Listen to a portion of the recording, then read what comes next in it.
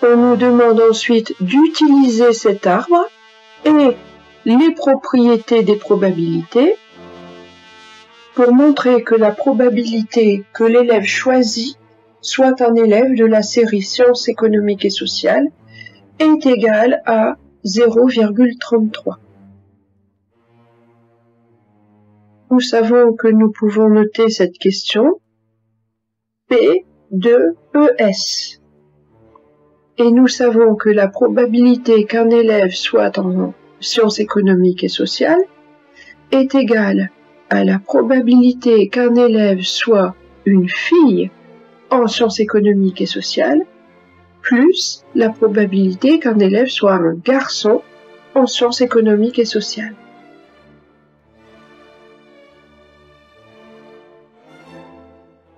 En suivant notre arbre de probabilité, nous pouvons noter que P de ES est égal à 0,2 plus 0,13 est égal à 0,33.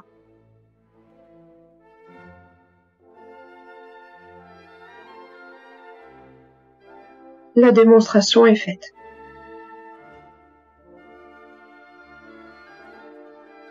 La question B nous demande de calculer parmi les élèves en économique et sociale la probabilité que ce soit une fille.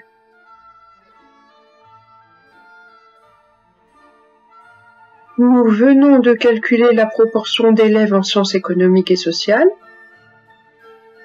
Nous connaissons aussi le nombre de filles en sciences économiques et sociales.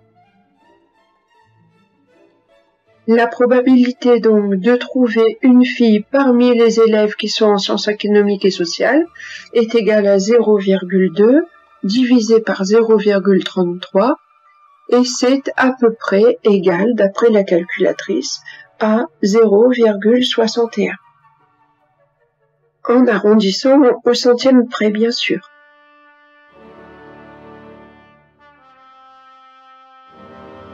Question suivante. On choisit successivement et au hasard 10 élèves de terminale de série générale. On admet que le nombre de lycéens est suffisamment grand pour que ces choix soient assimilés à des tirages indépendants avec remise. Calculez la probabilité de choisir exactement 3 élèves de la série ES. Donc, il est question de faire un tirage de 10 élèves, donc 10 tirages, et de trouver parmi ces 10 élèves, 3 élèves dans une série spécifique, la série ES.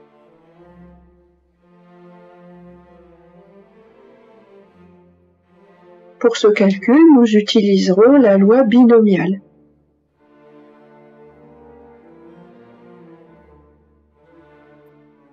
Rappelons que la loi binomiale a 2 paramètres, n et p. N est égal au nombre de tirages. P, c'est la probabilité d'avoir un succès. La loi binomiale nous permet de calculer la probabilité d'avoir k succès parmi n épreuves.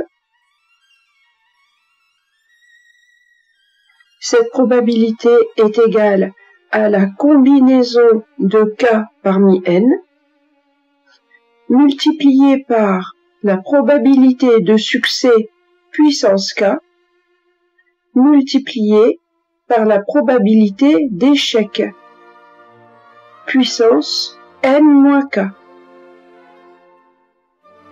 Nous établissons donc sur notre copie la loi de probabilité qui nous concerne, de paramètres n égale 10, p égale 0,33. 10, c'est le nombre de tirages d'élèves, p, c'est la probabilité, quand on tire chacun des 10 élèves, de tomber sur un élève qui est en ES. Et ce chiffre, 0,33, nous l'avons obtenu dans la question 3. Appliquons les calculs à notre exemple, à notre exercice. La probabilité d'obtenir 3 élèves qui se trouvent en ES, donc probabilité de succès, est égale à la combinaison de K égale 3 parmi N égale 10 tirages, multiplié par le nombre de la probabilité de succès puissance K, donc puissance 3.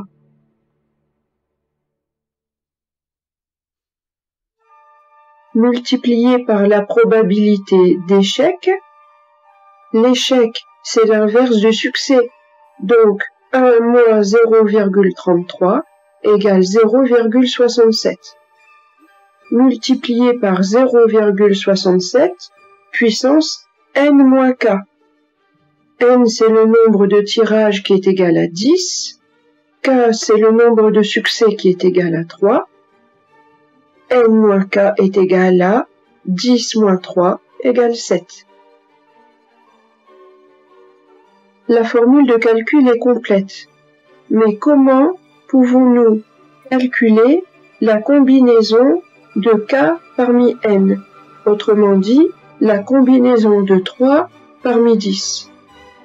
Nous pouvons le faire simplement avec la calculatrice, en notant n combinaison k ou n NCRK. Mais comme ici, les chiffres sont petits, nous allons en profiter pour faire un petit rappel de cours et voir comment on peut calculer cette combinaison grâce au triangle de Pascal. Ce triangle n'a pas été étudié que par Blaise Pascal, mais vous savez que nos scientifiques et mathématiciens aiment honorer leurs propres scientifiques et leurs propres mathématiciens. Donc, on appelle ce triangle le triangle de Pascal. Pour faire ce triangle, on commence par faire comme un tableau. Les colonnes sont constituées du nombre de k, c'est-à-dire du nombre de succès parmi n épreuves. Les lignes seront constituées du nombre de n, c'est-à-dire le nombre de tirages. Les deux vont de 0 à l'infini. Là, on fera jusqu'à ce qu'on n'ait plus besoin. Dans ce tableau, nous constituons le triangle qui est formé par des 1. Donc, dans la colonne 0, k égale 0, eh bien, nous ne mettons que des 1. Et nous mettons aussi une série de 1 en oblique, comme montré sur l'image.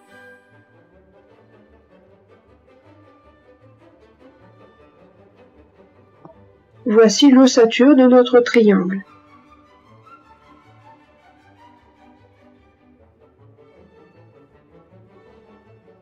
Ensuite, nous remplissons notre triangle très simplement.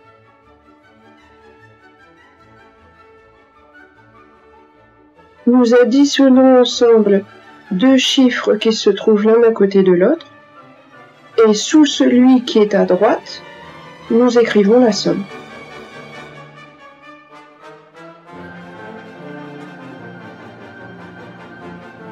Nous avons donc 1 plus 1 égale 2. En dessous, nous avons 1 plus 2 égale 3. En dessous, nous avons 1 plus 3 égale 4. Et nous pouvons continuer comme ça à l'infini.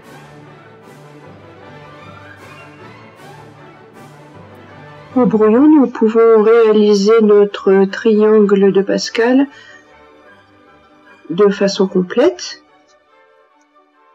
Et nous trouvons, pour résultat final, 120. Donc sur notre copie, nous pouvons écrire la valeur de la combinaison de 3 parmi 10, 120. Nous faisons ensuite l'opération à la calculatrice. Nous nous souvenons qu'il faut écrire la réponse au centième près.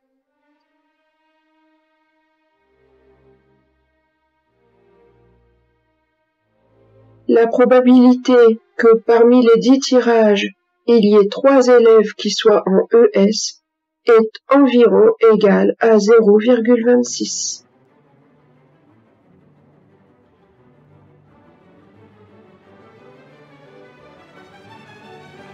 L'exercice est terminé.